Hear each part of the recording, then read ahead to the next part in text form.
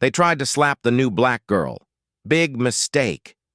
She didn't throw a single punch. But in 10 seconds flat, the bullies were on the ground. The school was in shock, and her legend had already begun. Before we go any further, comment where in the world you are watching from and make sure to subscribe. Because tomorrow's story is one you don't want to miss. The hallways of Westwood High buzzed with the usual Monday morning energy. Students clustered around lockers, comparing weekend stories and complaining about upcoming tests. Through the main entrance walked Jasmine Carter, 16, tall with an athletic build and focused eyes. Her braids were pulled back in a neat ponytail, and she carried herself with quiet confidence that seemed out of place for someone on their first day. Principal Rodriguez walked alongside her, gesturing enthusiastically as he pointed out different areas of the school.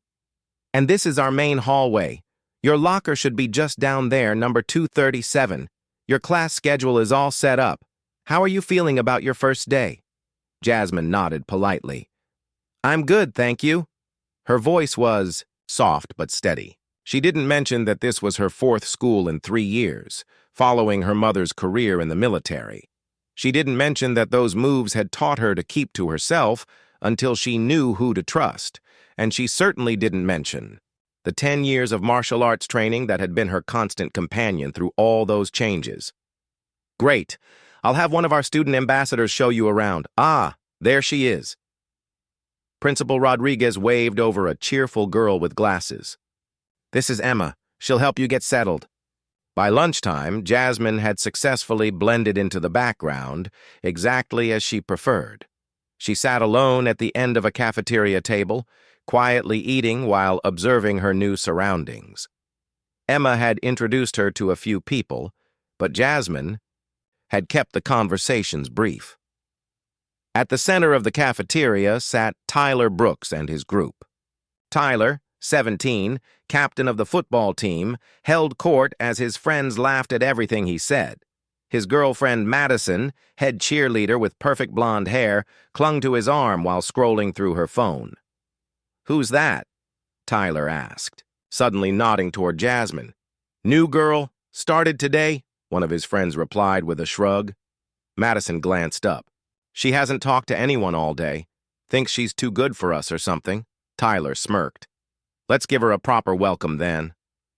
As Jasmine walked to her afternoon class, she sensed rather than saw the group following her. Years of training had sharpened her awareness. 4 sets of footsteps, deliberately matching her pace. She continued walking normally, turning into a less crowded hallway. "Hey, new girl," Tyler's voice called out. "What's the rush?" Jasmine stopped and turned slowly. Tyler stood with Madison and 2 of his friends blocking the hallway. A few other students lingered nearby, sensing drama. "Just heading to class," Jasmine said evenly. "Excuse me?" "Not so fast." Madison stepped forward. "You know, at this school, new students are supposed to introduce themselves properly."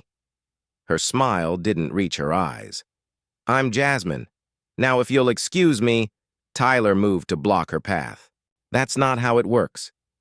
See, we have a tradition. New students have to prove they're cool enough to hang with us." Jasmine remained expressionless. "I'm not interested in your traditions. I just want to get to class." Madison's eyes narrowed. "What's wrong? You think you're better than us?" "I didn't say that." "But that's what you think, isn't it?" Madison stepped closer, her voice rising. "Coming in here, acting all superior, not talking to anyone." The hallway had gone quiet. Students gathered, watching the scene unfold, their expressions a mix of excitement and discomfort. "You need to learn some respect," Madison hissed, raising her hand to slap Jasmine's face. What happened next seemed to unfold in slow motion. As Madison's hand swung toward her cheek, Jasmine's training took over. With a movement so fluid it barely registered to the watching students, she slightly shifted her weight, tilted her head back just enough, and Madison's hand missed by millimeters. Madison stumbled forward, thrown off balance by her miss. "What the—" "Don't do that again," Jasmine said quietly. Please. Tyler stepped forward, his face reddening. Who do you think you are? He reached for Jasmine's arm. This time, her movement was more deliberate. She pivoted slightly, using Tyler's momentum against him. His grab missed entirely, and he found himself stumbling forward, looking foolish. I said I'm not interested, Jasmine stated firmly. Leave me alone. Tyler's embarrassment quickly turned to anger. He nodded to his two friends, who moved to surround Jasmine. The gathering crowd grew larger, with some students taking out their phones to record. Nobody makes me look stupid, Tyler growled. He lunged forward, both hands reaching for her shoulders. Jasmine moved with the precision of someone who had spent countless hours in dojos across the country. She sidestepped, redirected his force with a light touch to his elbow, and suddenly Tyler was stumbling into the lockers with a loud crash. One of Tyler's friends grabbed for her from behind. Jasmine dropped her center of gravity, spun beneath his arm, and used his momentum to guide him directly into Madison, sending both of them sprawling to the floor. The second friend backed away immediately, hands raised. Whoa, I don't want any trouble. The entire confrontation had lasted less than 10 seconds. No punches thrown, no kicks delivered. Just perfect defensive technique that left her attackers confused and off balance. What is going on here?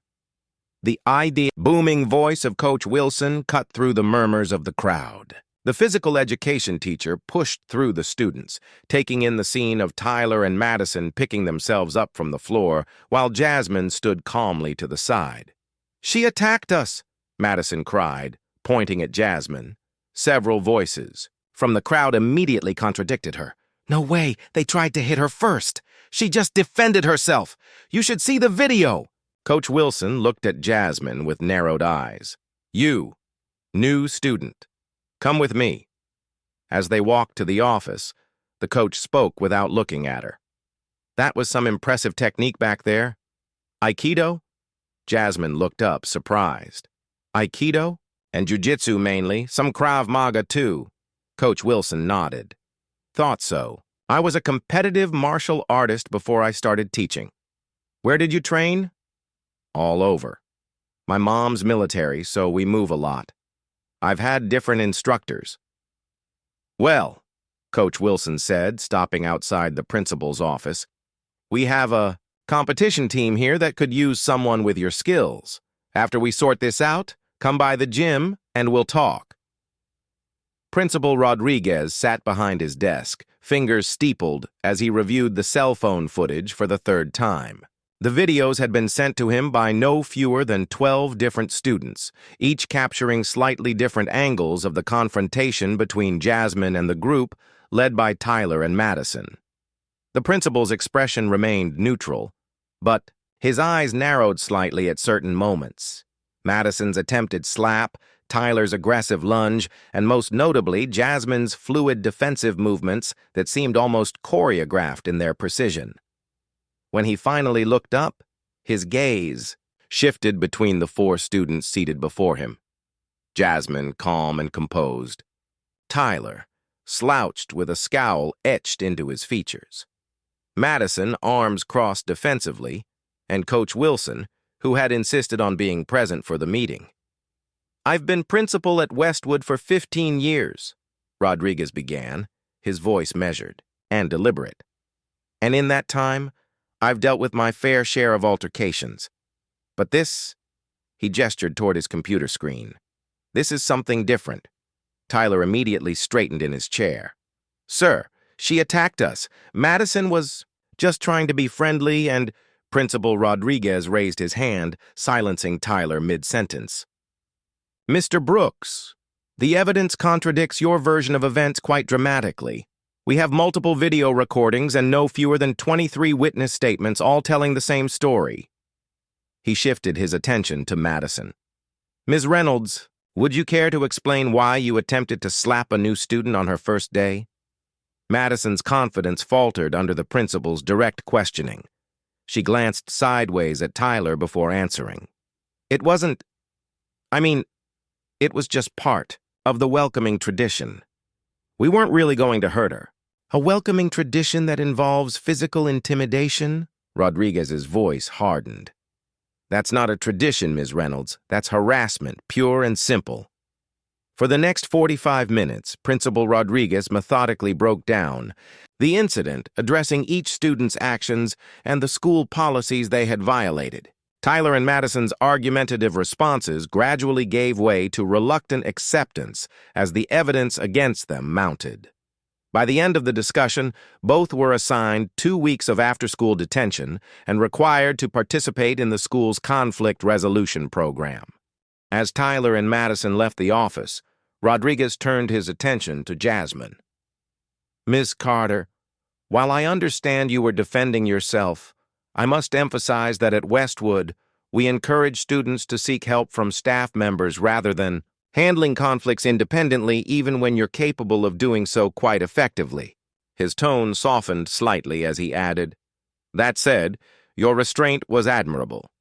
You defended yourself without causing injury, which speaks to both your training and your character. Jasmine nodded, the tension in her shoulders easing slightly. I understand, sir, but everything happened so fast and I know, Rodriguez interrupted gently. Your instincts kicked in. Coach Wilson has explained your background to me. He glanced at the coach, who had remained silent throughout the disciplinary discussion. In fact, she seems quite impressed with your abilities. Coach Wilson leaned forward in her chair. Impressed is an understatement, Principal Rodriguez. What Jasmine demonstrated was years of disciplined training and exceptional control. We haven't had a student with her level of skill on our martial arts team in, well, possibly ever. The conversation shifted then, from disciplinary concerns to the school's competitive martial arts program. By the time Jasmine left the principal's office, she had not only avoided punishment, but had also been invited to join the team as a featured competitor in their upcoming regional tournament. The news of what had happened spread through Westwood High with the speed and intensity of wildfire.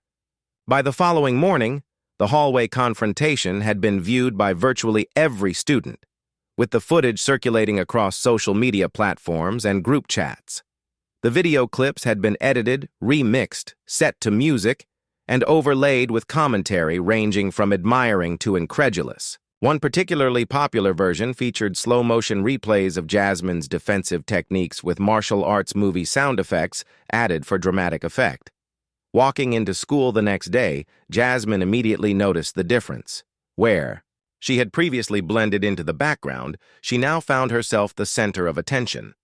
Students who hadn't acknowledged her existence 24 hours earlier now greeted her with nods of recognition or outright admiration.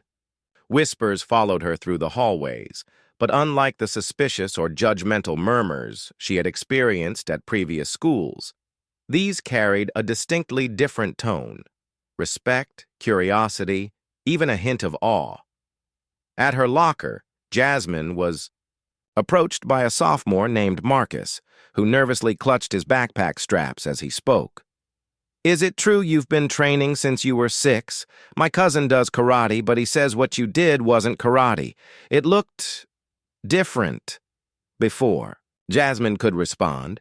2 other students joined them, each with their own questions about her training and background. By the time she reached her first class, she had been asked to demonstrate techniques, recommend dojos, and even consider teaching an informal self-defense workshop during lunch. The attention was overwhelming for someone who had spent years perfecting the art of social invisibility.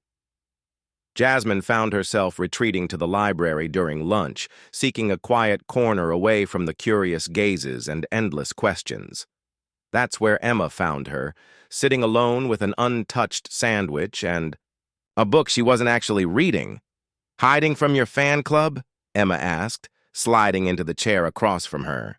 She pushed her glasses up her nose and smiled sympathetically. I don't blame you.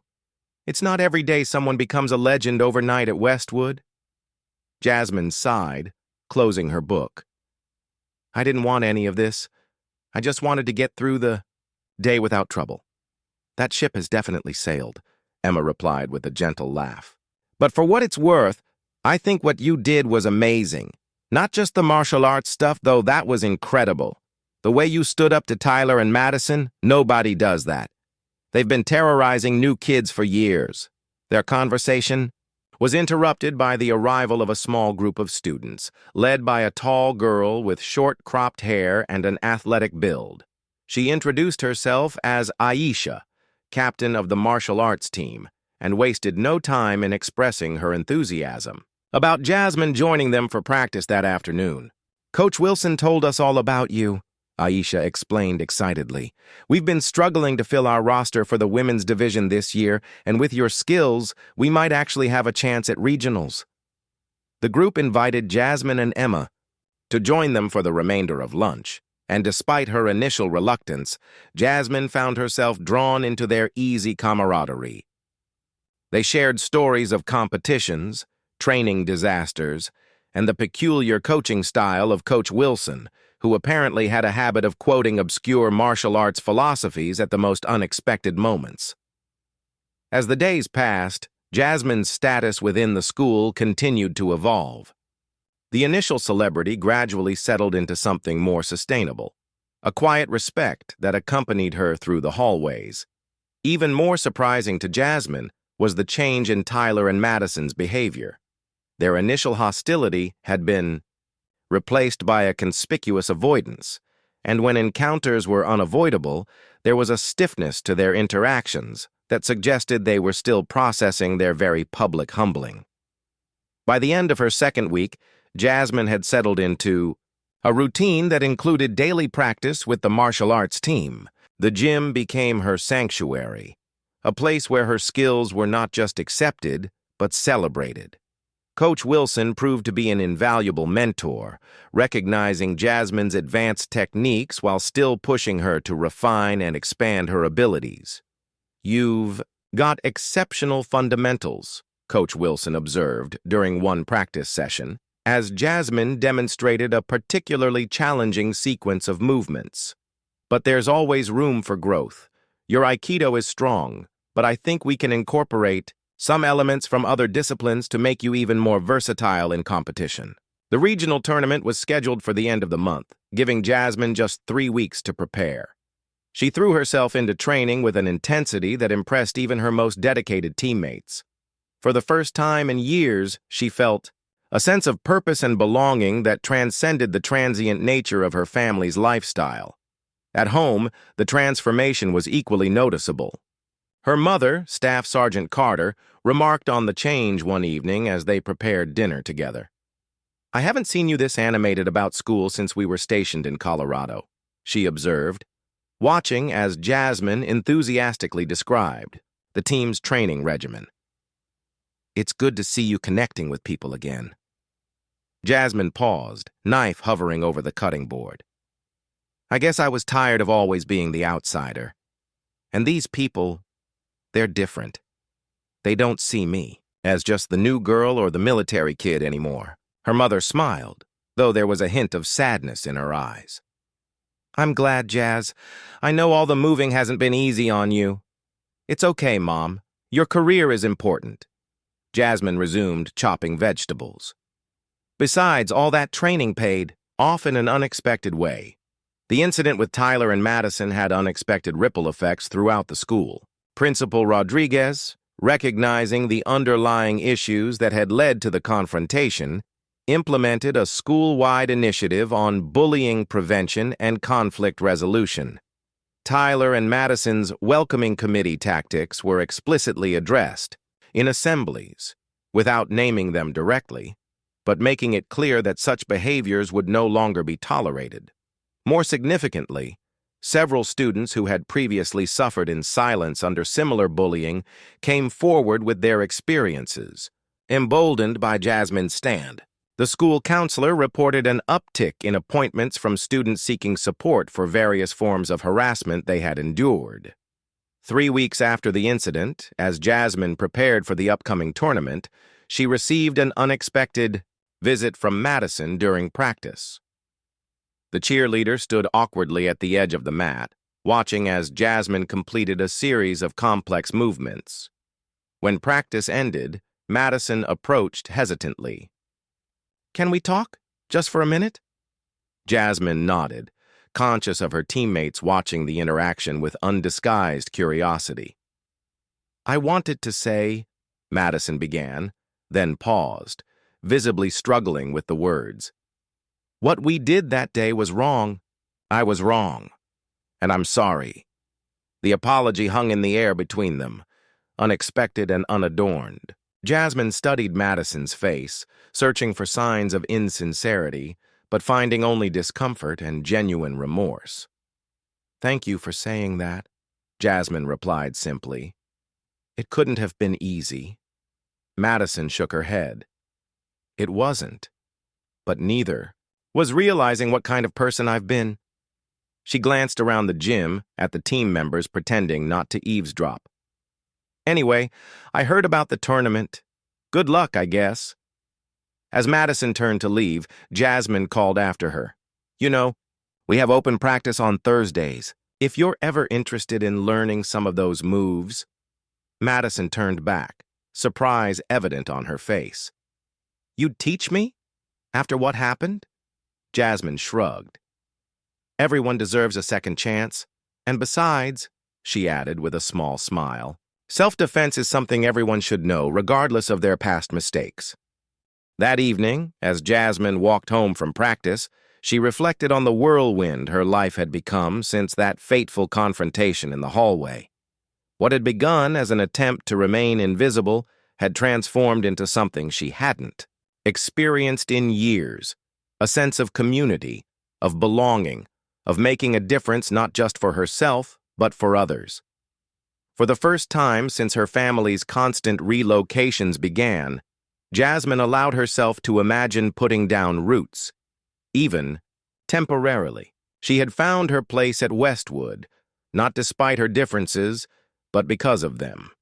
And somehow, in standing up for herself, she had created ripples of change that extended far beyond that initial moment of conflict. As she reached her front door, Jasmine made a decision. However long her family remained at this posting, she would embrace every moment of it. The friendships, the competitions, the chance to be known for who she truly was.